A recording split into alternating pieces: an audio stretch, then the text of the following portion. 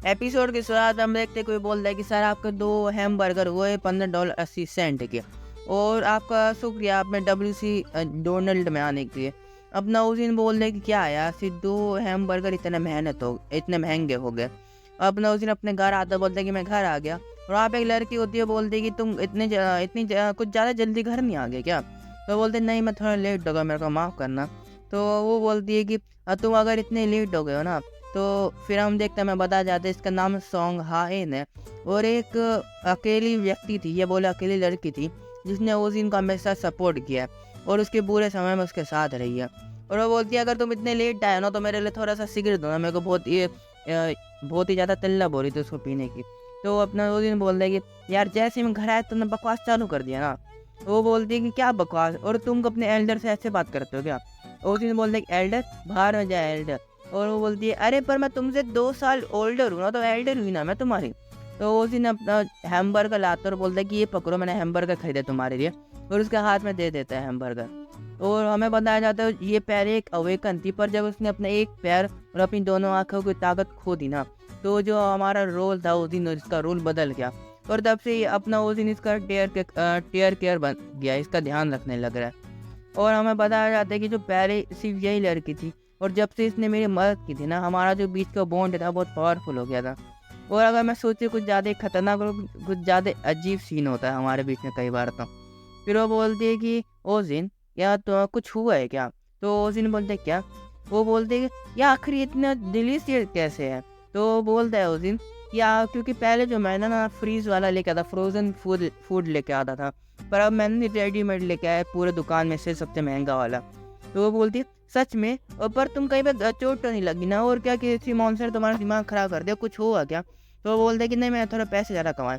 तो बोलती है ऐसा नहीं है कि तुम पहले तुम ला नहीं सकते थे पर अभी तुम क्यों लाए? तो वो बोलते हैं कि तो हमें बताया जाता है कि ऐसी बात नहीं कि वो पहले ला नहीं सकता था पर उसे किसी चीज़ के लिए पैसे बचाए रखने थे और यहाँ पे कोई चीज़ थी उसको उस चीज़ को खरीदना था और वो बहुत महंगा था। और हमें देखते हैं कि मैं बता दूँ पहले स्पॉइलर दे दूँ ये इसके लिए एक आंखें खरीदने की सोच रहा है सच में रियल वाली आंखें देखने के लिए। फिर अपना उस दिन बोलते तुम्हारे चेहरे पे सॉस लगा है बोलते सच में? फिर तुमने बताया क्यों नहीं? कहा पर जल्दी से निकालो ना मेरा देख नहीं सकती तुम्हें पता है ना। तो वो बोलते अरे कोई बात नहीं वैसे तुम इतनी अगली दिखती हो सॉस लगने के बाद तो क्या फ़र्क पड़ जाएगा।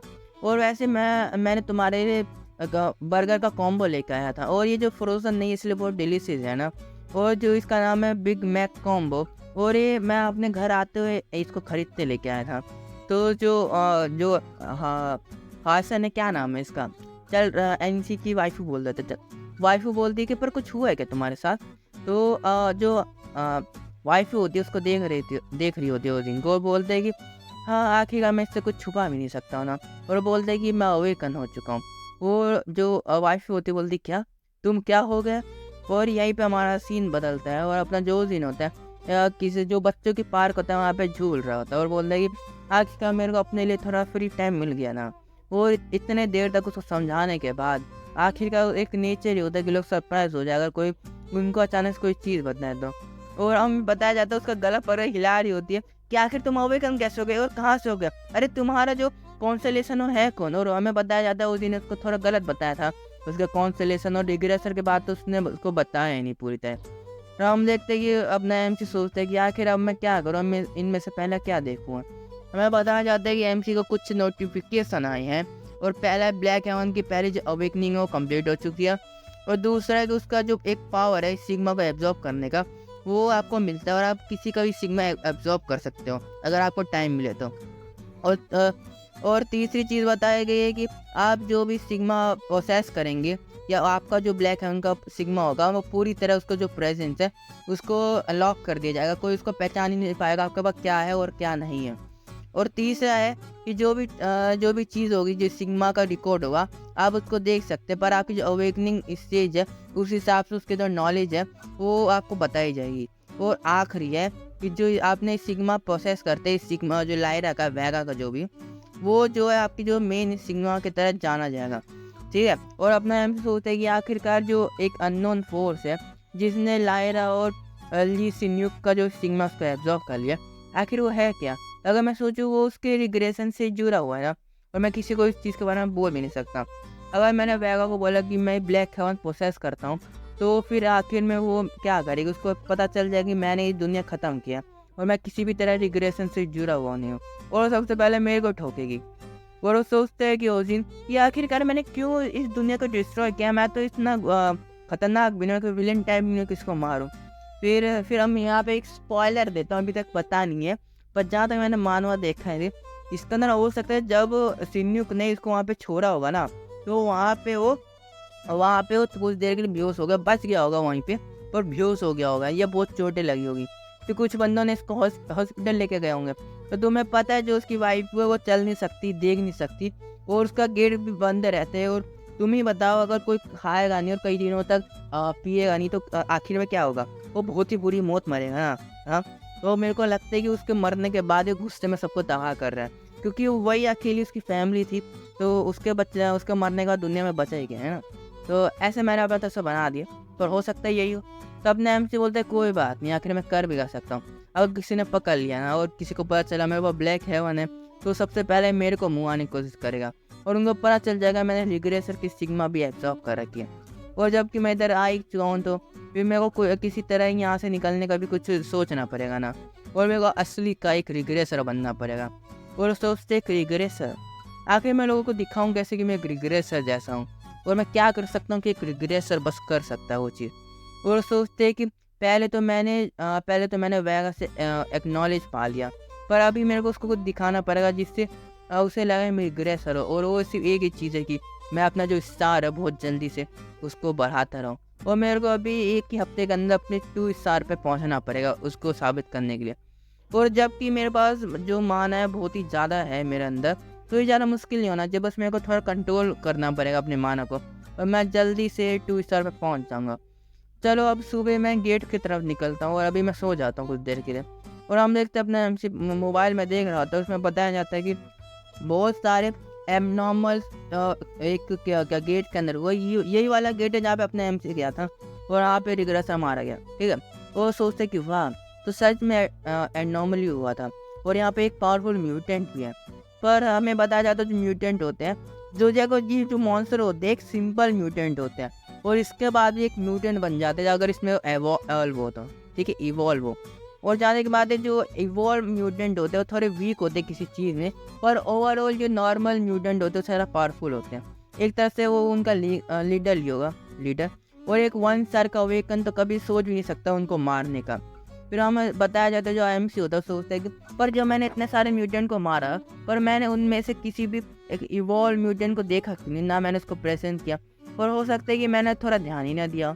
तो वो सोचता है कि चलो अब दुनिया भी चाहती कि मैं उस गेट में वापस जाऊँ। तो हमें अगले सीन में दिखाया जाता है, कुछ लोग पूछ रहे होते क्या तुम हमारी पार्टी में जाना चाहते हो, सिर्फ 2 स्टार की ज़रूरत है, कोई भी आ सकता है, बस 2 स्टार का कोई भी व्यक्ति आ जाए। फिर अपना MC सोचता है कि अगर मैं पार्टी के साथ जाऊँ तो ज़्यादा फायदा होगा और ज़्यादा मेरे को काम नहीं करना पड़ेगा, पर मेरे को यकीन है कि मैं उसको बिना किसी परेशानी से मार सकता हूँ, मेरे को किसी को शेयर भी देना नहीं पड़ेगा। चलो अब एक पार्टी ढूंढने से अच्छा तो मैं अकेले म्यूटेंट को मार दूँ, और सारा पैसा जो भी है मेरे को कमाना है वो मैं खुद ही कमा लूँ। और फिर हम देखते अपना MC जंगल में जाता है, और वहाँ पे खड़ा हो जाता है, और वो थोड़ा पीछे मुड़ता बोल देखते हैं कि वहाँ पे कुछ म्यूटेंट होते हैं जो उस चीज़ पर हमला करने के लिए सोच रहे होते हैं।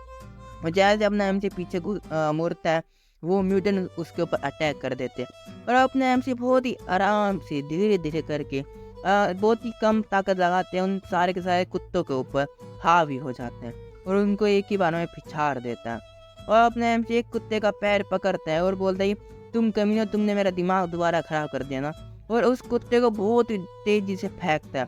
हम देखते हैं उस कुत्ता भी रो रहा होता है, कितनी तेज रफ्तार फेंक दी मेरे को। और हम देखते हैं वो कुत्ता जाके बाकी कुत्तों में लगता है, और बहुत ही पावरफुल धमाका होता है वहाँ पे। और हम देख सकते हैं कि इस सीन में वो जंगल कितना तबाही मचा दिया उसने बस फेंक के।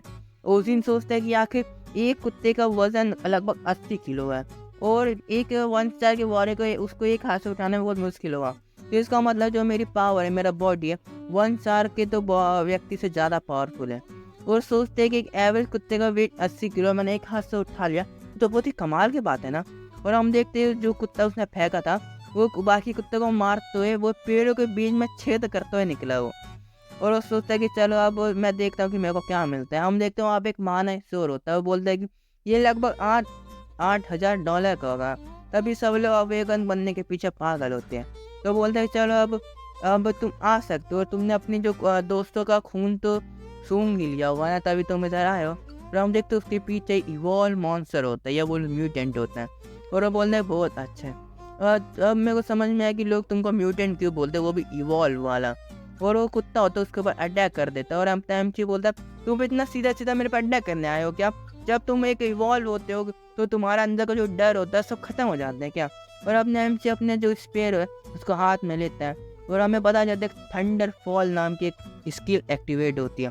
और अपने एमची उस जो स्पेयर होता है उसको फेंकता है और बस एक ही बार में जो वो इवॉल्व म्यूटेंट होता है उसके छितरे उड़ जाते हैं। और अपने एमची सोचते क्या मैं इतना ताकतवर हो गया, मैंने उसको एक ही बार में मार दिया। और यहाँ पे हमारा एपिसोड खत्म होता है।